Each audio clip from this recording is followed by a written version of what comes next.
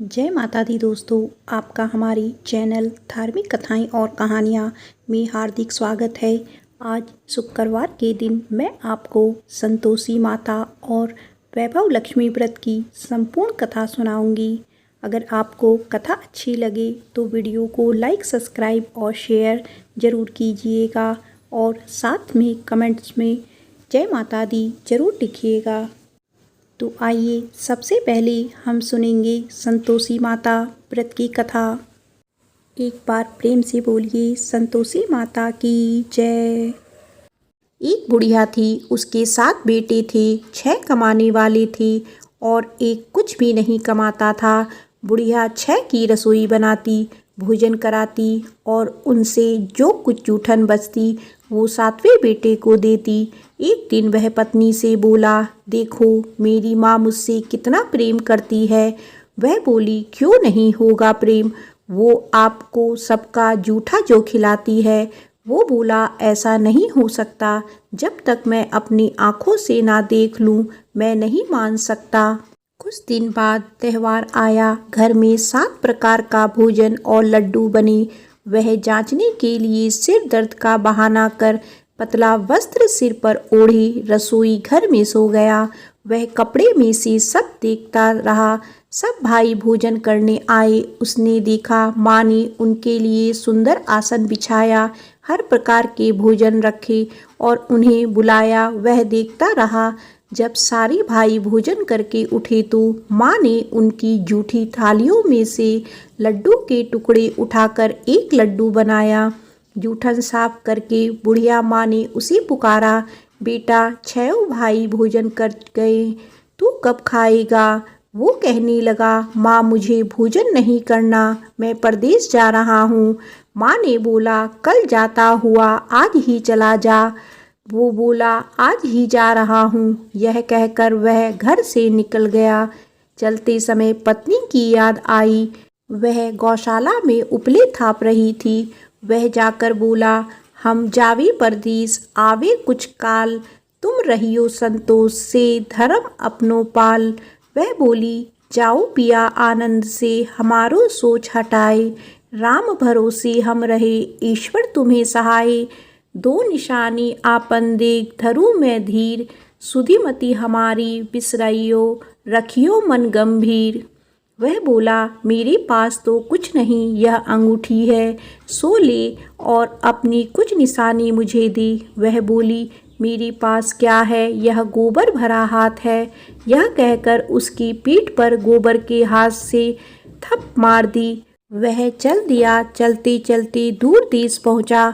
वहां एक साहूकार की दुकान थी। वहां जाकर कहने लगा, भाई मुझे नौकरी पर रख लो। साहूकार को ज़रूरत थी। बोला, रह जा। लड़के ने पूछा, तनख्वाह क्या दोगे? साहूकार ने कहा, काम देखकर दाम मिलेगा। अब वह सुबह 7 बजे से 10 बजे तक नौकरी करने लगा। कुछ दिनों में वे सारा काम अच्छे से करने लगा। सेठ ने काम देखकर उसे आधे मुनाफे का हिस्सेदार बना दिया। वह कुछ वर्षों में बहुत बड़ा सेठ बन गया और मालिक सारा कारोबार उस पर छोड़कर चला गया। तर उसकी पत्नी को सास ससुर दुख देने लगे। सारा घर का काम करवाकर उसको लकड़ियाँ लेने जंगल में भेजते थे। घर में आटे से जो भी भूसी निकलती उसकी रोटी बनाकर रख दी जाती और फूटे नारियल की नारेली में पानी। एक दिन वह लकड़ी लेने जा रही थी। रास्ते में बहुत सी महिलाएं संतोषी माता का व्रत करती दिखाई दी। वह वहां खड़ी होकर कथा सुनने लगी और उनसे पूछने लगी, बहनों तुम किस देवता का व्रत करती हो और उसके करने से क्या फल मिलता है? यदि तुम मुझे इस व्रत का महत्व बताओगी तो मैं तुम्हारी बहुत आभारी होंगी। तब एक महिला बोली, सुनो, यह संतोषी माता का व्रत है। इसे करने से गरीबी का नाश होता है और जो कुछ मन में है वो सब संतोषी माता की कृपा से मिल जाता है। महिला बोली, सवा आने का गुड़ चना लेना, प्रत्येक शुक्रवार को निराहार रहकर कथा सुनना, मनोकामना पूर्ण होने पर उद्यापन करना। रास्ते में लकड़ी के बोझ को बेच दिया और उन पैसों से गुड़ चना लेकर माता के व्रत की तैयारी कर आगे चली और सामने मंदिर देखकर पूछने लगी, यह मंदिर किसका है? सब कहने लगे, संतोषी माता का मंदिर है। यह सुनकर माता के मंदिर में जाकर माता के चरणों से लिपट गई और विनती करने लगी, माँ मैं अनजान हूँ, व्रत का कोई नियम नहीं जानती हूँ, मैं दुखी हूँ। हे माता जगत जननी, मेरा दुख दूर करो, मैं आपकी शरण में हूँ। माता को बड़ी दया आई। एक शुक्रवार बीता कि दूसरे शुक्रवार उसके पति का पत्र आया और तीसरे शुक्रवार उसके पति ने उसको पैसे भेज दिए। यह देख जेठ जिठानी का मुंह बन गया और उसको ताने देने लगी कि अब तो इसके पास पैसा आ गया, अब यह बहुत इतराएगी। बेचारी आंखों में आंसू भरकर संतोषी माता के मंदिर चली गई और माता के चरणों में बैठकर रोने लगी और रट रट कर बोली, माँ मैंने पैसे कम मांगे, मुझे पैसे से क्या काम, मुझे तो अपना सुहाग चाहिए, मैं तो अपने स्वामी के दर्शन करना चाहती हूँ। तब माता ने प्रसन्न होकर कहा, जा बेटी तेरा स्वामी आएगा। यह सुनकर खुशी खुशी घर जाकर काम करने लगी। अब संतोषी माँ विचार करने लगी, इस भोली पुत्री को मैंने कह तो दिया तेरा पति आएगा, लेकिन कैसे? वह तो इसे स्वप्न में भी याद नहीं करता, उसे याद दिलाने को मुझे ही जाना पड़ेगा। इस तरह माता उस बुढ़िया के बेटे के स्वप्न में जाकर कहने लगी, साहूकार के बेटे सो रहा है या जागता है? वो कहने लगा, माँ सोता भी नहीं जागता भी नहीं, कहो क्या आ गया है? माँ कहने लगी, तेरा घर बार कुछ है कि नहीं? वह बोला, मेरे पास सब कुछ है, माँ बाप है, बहू है, क्या कमी है? माँ बोली, भोले तेरी पत्नी घोर कष्ट उठा रही है, तेरे माँ बाप उसे परेशानी दे रहे हैं, वह तेरे लिए तरस रही है, तू उसकी सुध ले। वह बोला, हाँ माँ मुझे पता है, पर मैं वहाँ जाऊँ कैसे? माँ कहने लगी, मेरी बात मान, सवेरे नहा धोकर संतोषी माता का नाम ले, घी का दीपक जलाकर दुकान पर चला जा, देखते ही देखते सारा लेन देन उतर जाएगा, सारा माल बिक जाएगा, सांझ तक धन का भारी ढेर लग जाएगा, थोड़ी देर में देने वाले रुपए लेने लगे, सारा सामान का ग्राहक सौदा करने लगा, शाम तक धन का भारी ढेर इकट्ठा हो गया और संतोषी माता का यह चमत्कार देखकर खुश होने लगा और धन इकट्ठा कर घर जाने के लिए वस्त्र गहने खरीदने लगा और घर को निकल गया। उधर उसकी पत्नी जंगल में लकड़ी लेने जाती है, लौटते वक्त माता जी के मंदिर में आराम करती है। प्रतिदिन वह वहीं विश्राम करती थी। अचकन से धूल उड़ने लगी। धूल उड़ती देख वह माता से पूछने लगी, हे माता यह धूल कैसी उड़ रही है? माता बोली, हे पुत्री तेरा पति आ रहा है, अब तू ऐसा कर, लकड़ी के 3 ढेर तैयार कर, एक नदी के किनारे रख और दूसरा मेरी मंदिर में रख और तीसरा अपने सर पर। तेरे पति को लकड़ियों का गट्ठर देख तेरे लिए मोह पैदा होगा, वह यहाँ रुकेगा, नाश्ता पानी खाकर माँ से मिलने जाएगा, तब तू लकड़ियों का बोझ उठाकर चौक पर जाना और गट्ठर नीचे रखकर जोर से आवाज़ लगाना, लो सासू जी लकड़ियों का गट्ठर लो, भूसी की रोटी दो, नारियल के खोपड़े में पानी दो, आज मेहमान कौन आया है? माता जी से अच्छा कहकर जैसा माँ ने कहा वैसा ही करने लगी। इतने में मुसाफिर आ गया। सूखी लकड़ी देख उसकी इच्छा हुई कि हम यहीं आराम करें और भोजन बनाकर खा पी कर गांव जाएं। आराम करके गांव को चले गए। उसी समय सिर पर लकड़ी का गट्ठर लिए वह आती है। लकड़ियों का बोझ आंगन में उतारकर जोर से आवाज़ लगाती है, लो सासू जी लकड़ियों का गट्ठर लो, भूसी की रोटी दो, आज मेहमान कौन आया है? यह सुनकर उसकी सास बाहर आकर अपने दिए हुए कष्टों को भुलाने के लिए कहती है, बहू ऐसे क्यों कह रही है? तेरा मालिक आया है, आ बैठ भोजन कर, कपड़े गहने पहन उसकी आवाज़ सुन उसका पति बाहर आता है। वह बोला, ठीक है माँ, मैंने इसे भी देखा और तुम्हें भी। अब दूसरे घर की चाबी दो, उसमें रहूंगा। माँ बोली, ठीक है। तब वह दूसरी मकान की तीसरी मंजिल का कमरा खोल सारा सामान जमाया। एक दिन पहर में राजा के महल जैसा ठाट बाट बन गया। अब क्या था, बहू सुख भोगने लगी। इतने में शुक्रवार आया। पति से कहा, मुझे संतोषी माता के व्रत का उद्यापन करना है। पति बोला, खुशी से कर लो। वह उद्यापन की तैयारी करने लगी। जेठानी के लड़कों को भोजन के लिए बुलाया। उन्होंने कहा, ठीक है, पर पीछे से जेठानी ने अपने बच्चों से कहा, भोजन के वक्त खटाई मांगना, जिससे उसका उद्यापन ना हो। लड़के गए। खीर खाकर पेट भर गया, लेकिन खाते ही कहने लगे, हमें खटाई दो, हमने खीर नहीं खानी है। वह कहने लगी, खटाई नहीं दी जाएगी, यह तो संतोषी माता का प्रसाद है। लड़के उठ खड़े हुए बोले, पैसे लाओ। भोली बहू कुछ जानती नहीं थी, उन्हें पैसे दे दिए। लड़के उसी समय इमली लेकर खाने लगे। यह देखकर बहू पर माताजी ने गुस्सा किया। राजा के दूत उसके पति को पकड़ कर ले गए। जेठ जिठानी कहने लगे, लूट लूट कर धन लाया था, अब पता लगेगा जब जेल की मार खाएगा। बहू से यह सहन नहीं हुआ।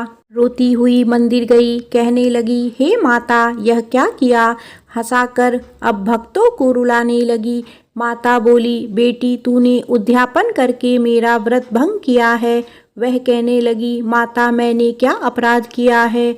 मैंने भूल से लड़कों को पैसे दिए थे, मुझे क्षमा करो, मैं फिर तुम्हारा उद्यापन करूंगी। माँ बोली, भूल मत करना। वह कहती है, अब भूल नहीं होगी, अब वो कैसे आएंगे। माँ बोली, जा, तेरा पति तुझे रास्ते में आता मिलेगा। वह निकली, राह में पति मिला। उसने पूछा, कहाँ गए थे।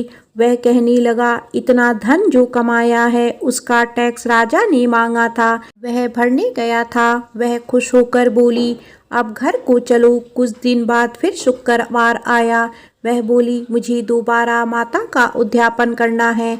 पति ने कहा, करो। बहू फिर जेठ के लड़कों को भोजन को कहने गई। जेठानी ने एक दो बातें सुनाई, और तुम सब लोग पहले ही खटाई मांगना। लड़के भोजन से पहले कहने लगे, हमें खीर नहीं खानी, हमारा जी बिगड़ता है, कुछ खटाई खाने को दो। वह बोली, खटाई किसी को नहीं मिलेगी, आना हो तो आओ। वह ब्राह्मण के लड़के लाकर भोजन कराने लगी। दक्षिणा की जगह उनको एक एक फल दिया। संतोषी माता प्रसन्न हुई। माता की कृपा हुई। 9वें मास में उसे सुंदर पुत्र प्राप्त हुआ। पुत्र को पाकर प्रतिदिन माता जी के मंदिर को जाने लगी। माँ ने सोचा, यह रोज आती है, आज क्यों ना इसके घर चलूं। यह विचार कर माता ने भयानक रूप बनाया। गुड़ चने से सना मुख, ऊपर सूंड के समान ओट, उस पर मक्खियां भिन भिन कर रही थी। दहली पर पैर रखते ही उसकी सास चिल्लाई, देखो रे, कोई चुड़ैल आ रही है, लड़के इसे निकालो, लड़ नहीं तो किसी को खा जाएगी। लड़के भागने लगे, चिल्लाकर खिड़की बंद करने लगे। बहू रोशनदान में से देख रही थी, खुशी से चिल्लाने लगी, आज मेरी माताजी मेरे घर आई है। वह बच्चे को दूध पीने से हटाती है। इतने में सास को क्रोध आ गया। वह बोली, क्या हुआ है। बच्चे को पटक दिया। इतने में माँ के प्रताप से लड़के ही लड़के नजर आने लगे। वह बोली, माँ, मैं जिसका व्रत करती हूँ यह संतोषी माता है। सबने माता जी के चरण पकड़ लिए और विनती कर कहने लगे, हे माता, हम नादान हैं, तुम्हारा व्रत भंग कर हमने बड़ा अपराध किया है। माता, आप हमारा अपराध क्षमा करो। इस प्रकार माता प्रसन्न हुई।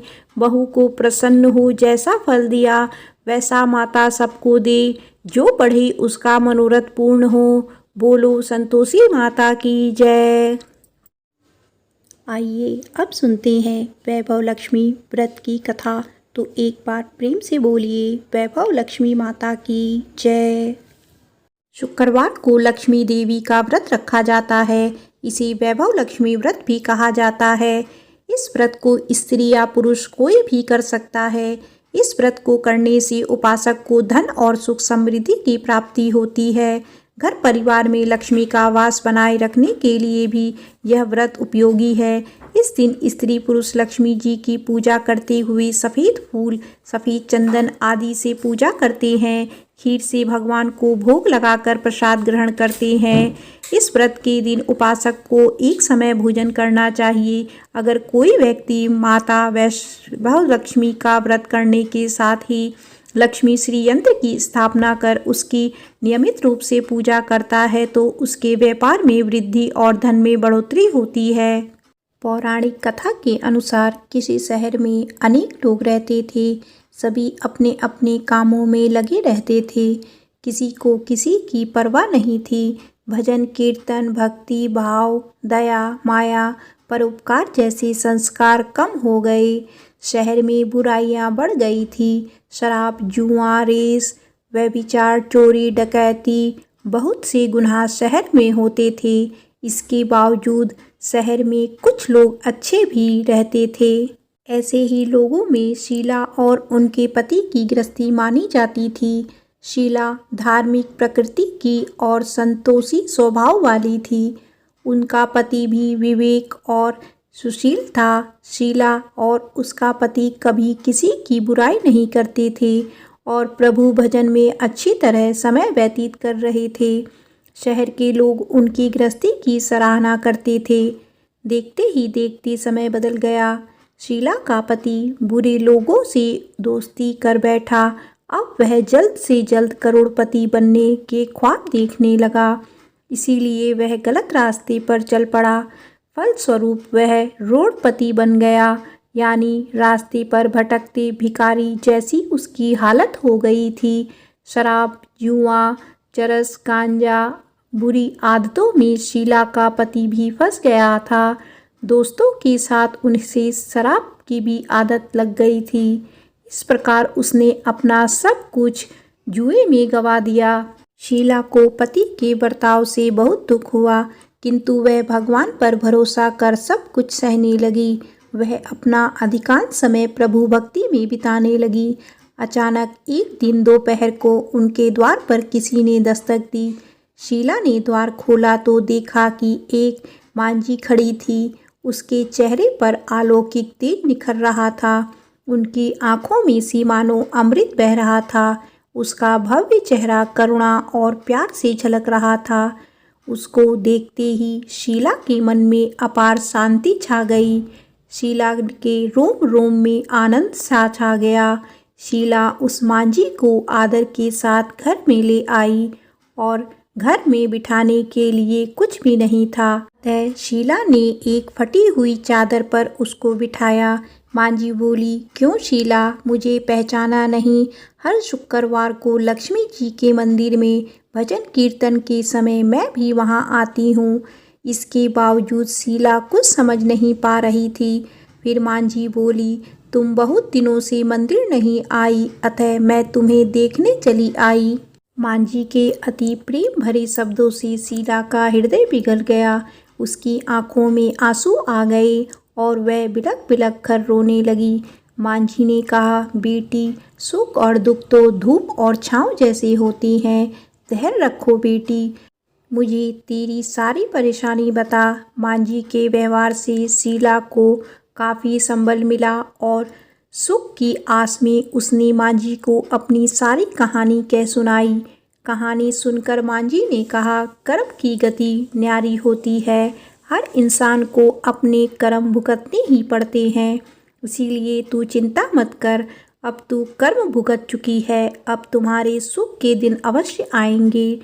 तू तो माँ लक्ष्मी जी की भक्त है। माँ लक्ष्मी जी तो प्रेम और करुणा का अवतार हैं। वे अपने भक्तों पर हमेशा ममता रखती हैं।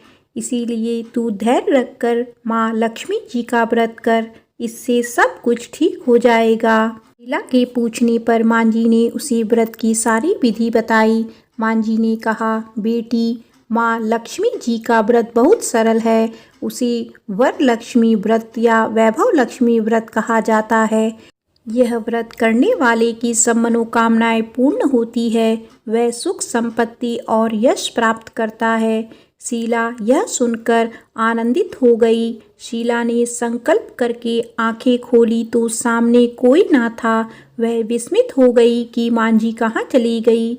शीला को तत्काल यह समझती देर ना लगी कि मांझी कोई और नहीं, साक्षात लक्ष्मी जी ही थी। दूसरे दिन शुक्रवार था। सवेरे स्नान करके स्वच्छ कपड़े पहनकर शीला ने मांझी द्वारा बताई विधि से पूरे मन से व्रत किया। आखिरी में प्रसाद वितरण हुआ। यह प्रसाद पहले पति को खिलाया। प्रसाद खाते ही पति के स्वभाव में फर्क पड़ गया। उस दिन उसने शीला को मारा नहीं, सताया भी नहीं। शीला को बहुत आनंद हुआ। उसके मन में वैभव लक्ष्मी व्रत के लिए श्रद्धा बढ़ गई। शीला ने पूर्ण श्रद्धा भक्ति से 21 शुक्रवार तक वैभव लक्ष्मी व्रत किया। 21वें शुक्रवार को मांझी के कहे मुताबिक उद्यापन विधि करके 7 स्त्रियों को वैभव लक्ष्मी व्रत की 7 पुस्तकें उपहार में दी। फिर माता जी के धन लक्ष्मी स्वरूप की छवि को वंदन करते भाव से मन ही मन प्रार्थना करने लगी।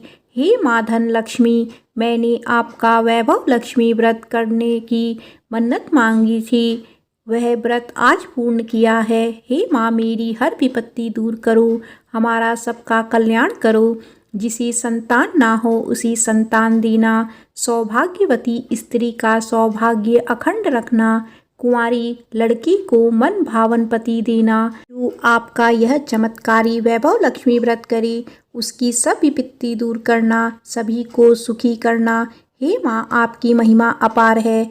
ऐसा बोलकर लक्ष्मी जी के धन लक्ष्मी स्वरूप की छवि को प्रणाम किया। व्रत के प्रभाव से शीला का पति अच्छा आदमी बन गया और कड़ी मेहनत करके व्यवसाय करने लगा। उसने तुरंत शीला की गिरवी रखे गहने छुड़ा लिए। घर में धन की बाढ़ सी आ गई। घर में पहले जैसी सुख शांति छा गई। वैभव लक्ष्मी व्रत का प्रभाव देखकर मोहल्ले की दूसरी स्त्रियां भी विधि पूर्वक वैभव लक्ष्मी व्रत करने लगी। आइए जानते हैं वैभव लक्ष्मी व्रत उद्यापन की विधि। 7, 11 या 21 जितने भी शुक्रवारों की मन्नत मांगी हो उतने शुक्रवार तक यह व्रत पूरी श्रद्धा तथा भावना के साथ करना चाहिए। आखिरी शुक्रवार को इसका शास्त्रीय विधि के अनुसार उद्यापन करना चाहिए। आखिरी शुक्रवार को प्रसाद के लिए खीर बनानी चाहिए। जिस प्रकार हर शुक्रवार को हम पूजा करते हैं वैसी ही करनी चाहिए। पूजन के बाद माँ के सामने एक श्रीफल फोड़े। फिर कम से कम 7 कुंवारी कन्याओं या सौभाग्यशाली स्त्रियों को कुमकुम का तिलक लगाकर माँ वैभव लक्ष्मी व्रत कथा की पुस्तक की एक प्रति उपहार में देनी चाहिए और सबको खीर का प्रसाद देना चाहिए। इसके बाद माँ लक्ष्मी जी को श्रद्धा सहित प्रणाम करना चाहिए। फिर माता जी के धन लक्ष्मी स्वरूप की छवि को वंदन करके भाव से मन ही मन प्रार्थना करें। हे माँ धन लक्ष्मी, मैंने आपका वैभव लक्ष्मी व्रत करके की मन्नत मानी थी, वह आज पूर्ण किया है। हे माँ, हमारी मनोकामना पूर्ण करें, हमारी हर विपत्ति को दूर करें, हमारा सबका कल्याण करो। जिसे संतान ना हो उसी संतान देना, सौभाग्यवती स्त्री का सौभाग्य अखंड रखना, कुंवारी लड़की को मन भावन पति देना। जो आपका यह चमत्कारी वैभव लक्ष्मी व्रत करे उसकी सब विपत्तियां दूर करना, सभी को सुखी करना। हे माँ, आपकी महिमा अपार है, आपकी जय हो। ऐसा बोलकर लक्ष्मी जी के धन स्वरूप की छवि को प्रणाम करें। बोलो वैभव लक्ष्मी माता की जय।